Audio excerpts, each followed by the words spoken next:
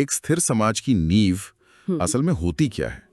मतलब क्या यह सिर्फ नियम, कानून और व्यवस्था पर टिकी होती है या इसकी जड़ें कहीं और कहीं ज्यादा गहरी हैं?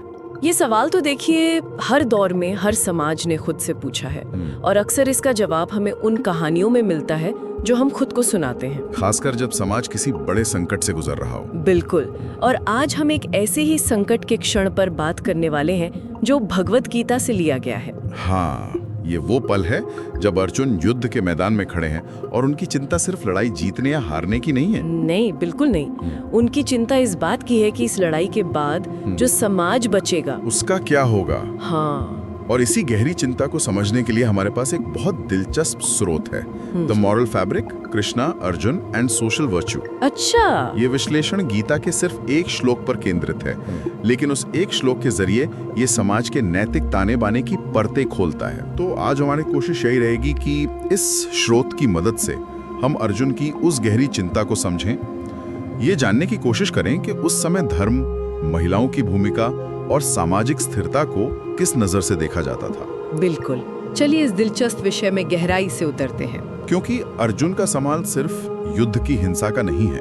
नहीं, ये सवाल समाज की आत्मा के बारे में है और ये आज भी उतना ही प्रासंगिक है। ये बात ही अपने आप में हैरान करने वाली है कि कुरुक्षेत्र के मैदान में जहां मौत सामने खड़ी है, अर्जुन का दिमाग भविष्य के सामाजिक पतन की तस्वीर देख रहा है। बिल्कुल। इस किताब के मुताबिक उनकी सबसे बड़ी और पहली चिंता क्या थी? तो इस विश्लेषण में जो मुख्य बात उभर कर आती है वो ये है कि अर्जुन की सबसे बड़ी चिंता अधर्म का फैलना था। अधर्म? और यहाँ अधर्म का मतलब सिर्फ बुरे काम या पाप नहीं है। इसका मतलब है उस संतुलन का बिगड़ जाना जो समाज को एक साथ जोड़े रखता है। संतुलन का बिगड़ना? इसे थोड़ा और समझाएंगी? मतलब किस तरह का संतुलन? जैसे सोचिए, जब एक राजा अपने कर्तव्य से भटक जाए, जब परिवार अपनी मर्यादाएं भूल जाए, ये सब अधर्म के लक्षण हैं। अच्छा। इस स्रोत में इसे एक तरह के सामाजिक कैंसर की तरह बताया गया है जो एक हिस्से से शुरू होता है और धीरे धीरे पूरे समाज को खोखला कर देता है। और अर्जुन को डर था कि ये युद्ध जिसमें वो अपने ही भाई बंधुओं और गुरुओं को मारेंगे, हाँ, इसी कैंसर को जन्म देगा। बिल्कुल सही। मतलब युद्ध के मैदान में होने वाली हिंसा बाहर तक ही सीमित नहीं रहेगी, वो समाज के अंदर भी घुस जाएगी। एक तरह का नैतिक वैक्यूम या शून्य पैदा हो जाएगा। यही अर्जुन का डर था कि जब कुल के रक्षक ही एक दूसरे को मार देंगे तो उस नैतिक शून्य को कौन भरेगा? और उन्हें डर था कि उस खाली जगह को अधर्म भरेगा। हाँ, और ये एक ऐसी चेन रिएक्शन शुरू करेगा जिसे कोई रोक नहीं पाएगा। और इसी चेन रिएक्शन में स्रोत इस बात पे बहुत जोर देता है कि अर्जुन की चिंता का केंद्र महिलाएं बन जाती हैं। ऐसा क्यों? ये एक बहुत महत्वपूर्ण सवाल है। इस किताब के विश्लेषण के अनुसार अर्जुन महिलाओं को सिर्फ परिवार का हिस्सा नहीं बल्कि समाज की धुरी के रूप में देख रहे थे। धुरी? हाँ, धुरी मतलब उस समय की सामाजिक समझ में महिलाएं नैतिक और सांस्कृतिक मूल्यों को एक पीढ़ी से दूसरी पीढ़ी तक ले जाने वाली वाहक मानी जाती थी। अच्छा, तो परिवार की इज्जत, परंपरा, शुद्धता सब कुछ उनसे जुड़ा था। सब कुछ। तो अगर वो धुरी ही कमजोर पड़ जाए तो पूरा ढांचा ही बिखर जाएगा। ठीक यही अर्जुन की सोच थी। उनका मानना था कि अगर युद्ध से पैदा हुए अधर्म के माहौल में महिलाओं की नैतिक स्थिति कमजोर होती है या वे असुरक्षित हो जाती हैं, तो ये सीधे तौर पर समाज की नींव पर हमला होगा। ये सिर्फ एक परिवार का मामला नहीं रहेगा, ये पूरे समाज के अस्तित्व का संकट बन जाएगा। हाँ, बिल्कुल। तो अर्जुन को ये पूरा डोमिनो इफेक्ट दिख रहा था। युद्ध से अधर्म, अधर्म से महिलाओं की स्थिति पर खतरा, और इसी डर को उन्होंने एक श्लोक में कृष्ण के सामने रखा, है ना? हाँ, बिल्कुल। यही उनकी दुविधा का चरम बिंदु है जो हमें श्लोक संख्या 1.41 में मिलता है। क्या कहते हैं वो? कृष्ण के सामने अपनी पूरी व्यथा रखते हुए वो कहते हैं, अधर्मा विभवात कृष्ण प्रदुष्यन्ति कुलस्त्रिया स्त्रीषु दुष्टासु वार्ष्णेय जायते वर्ण संकरा।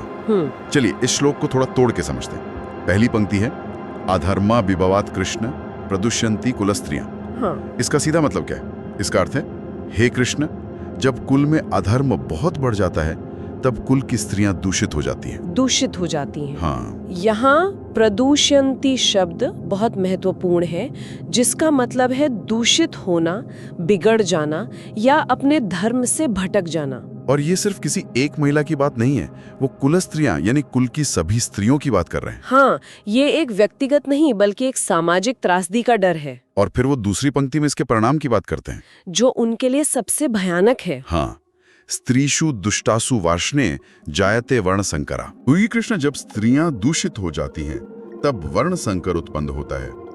वर्ण संकर ये एक बहुत ही भारी शब्द है।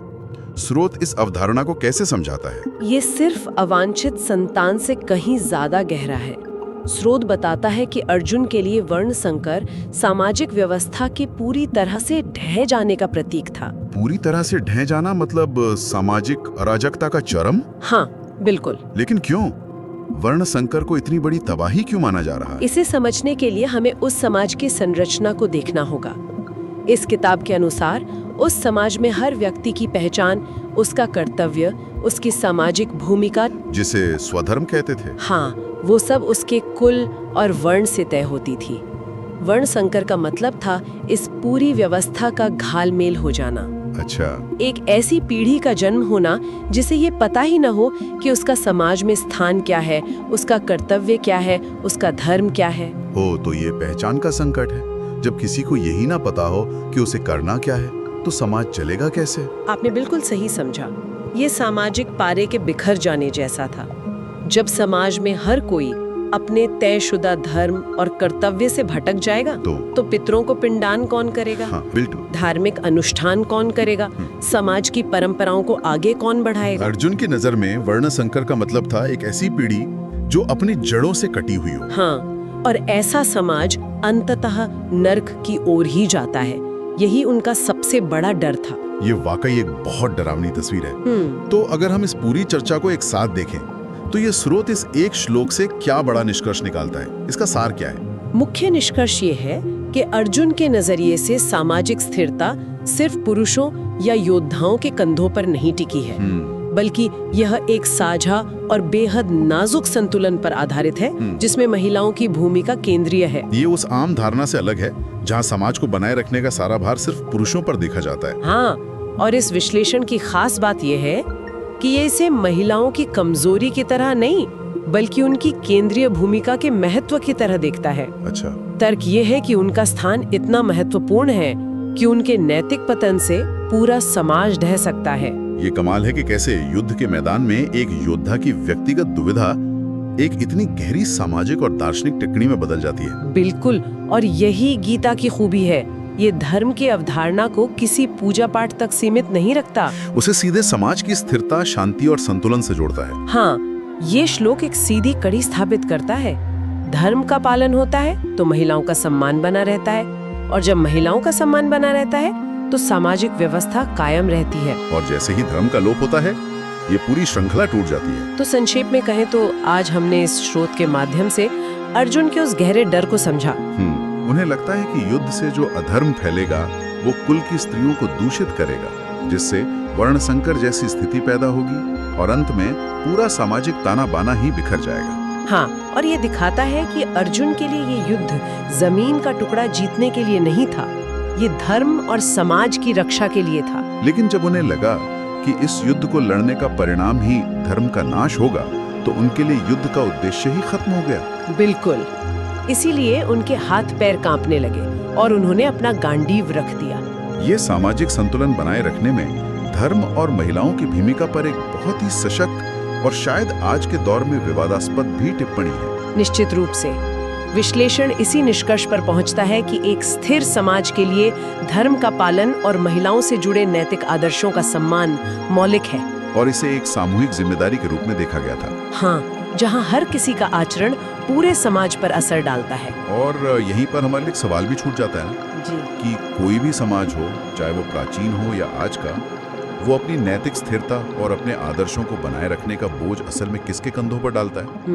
और क्यों हमेशा कुछ खास समूहों को ही उस ताने बाने का रखवाला बना दिया जाता है?